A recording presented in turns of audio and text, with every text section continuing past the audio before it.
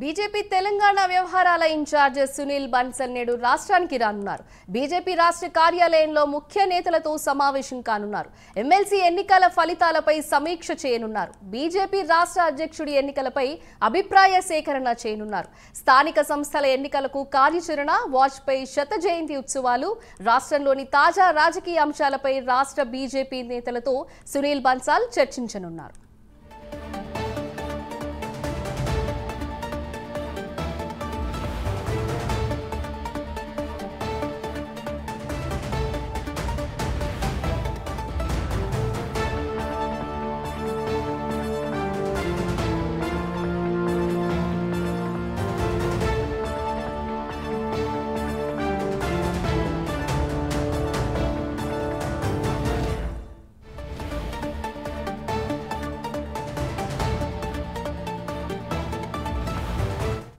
దీని గురించి మరింత సమాచారం మా ప్రతినిధి నాగేంద్ర అందిస్తారు. నాగేంద్ర, చెప్పండి.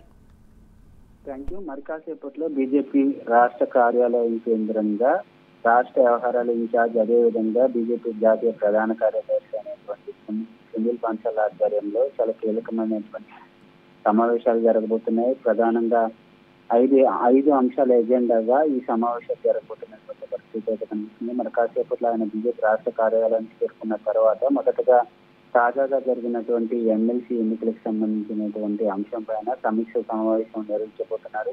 ఈ సమావేశంలో ఆయా ఎమ్మెల్సీ ఎన్నికలకు సంబంధించినటువంటి ఇన్ఛార్జితో పాటు అదేవిధంగా తాజాగా 3 స్థానాల్లో 2 అభ్యర్థులు విజయం సాధించడం జరిగింది. వారు అదేవిధంగా ఎమ్మెల్సీ ఎన్నికల్లో పనిచేసినటువంటి నేతలంతా కూడా ఈ సమావేశంలో హాజరు కాబోతున్నారు. ప్రధానంగా ఆ సమావేశంలో ఖమ్మం, నల్గొండ, వరంగల్ జిల్లాకు సంబంధించినటువంటి ఫ్యూచర్ ఎమ్మెల్సీలో ప్రధానంగా బీజేపీ 5వ స్థానానికి పడిపోయినటువంటి నేపథ్యంలో దానిపైన ప్రధానంగా నేతలకి కొంత క్లాస్ ఇచ్చేటటువంటి అవకాశం కనిపిస్తుంది. ఎందుకంటే అక్కడ కనీసం పోటీ ఇవ్వలేనటువంటి నేపథ్యంలో ఆ స్థానం ఎందుకు కోరుకోవాల్సి వస్తుంది, కనీసం పోటీ ఎందుకు ఇవ్వలేదన్న దానిపైన ప్రధానంగా చర్చించేటటువంటి అవకాశం కనిపిస్తుంది. దీంతో పాటు మరొక కీలకమైనటువంటి అంశం గత కొంతకాలంగా వాయిదా పట్టు వస్తున్నటువంటి బీజేపీ రాష్ట్ర అధ్యక్షుడి ఎంపికకు సంబంధించినటువంటి అంశం పైన ప్రధానంగా నేతలు, బీజేపీ రాష్ట్ర కీలక నేతలందరి అభిప్రాయాలను కూడా సునీల్ బన్సల్ తీసుకోబోతున్నారు. ఎందుకంటే ఒకవైపు గత కొంతకాలంగా బీసీ నేత అయినటువంటి ఈటెల రాజేందర్కి దాదాపు కన్ఫర్మ్ అయిందనేటటువంటి వార్తలు వచ్చినటువంటి నేపథ్యంలో ప్రస్తుతం ఆయన్ని తీవ్రంగా వ్యతిరేకిస్తున్నారు బీజేపీకి సంబంధించినటువంటి కొంతమంది నేతలు. దాంతో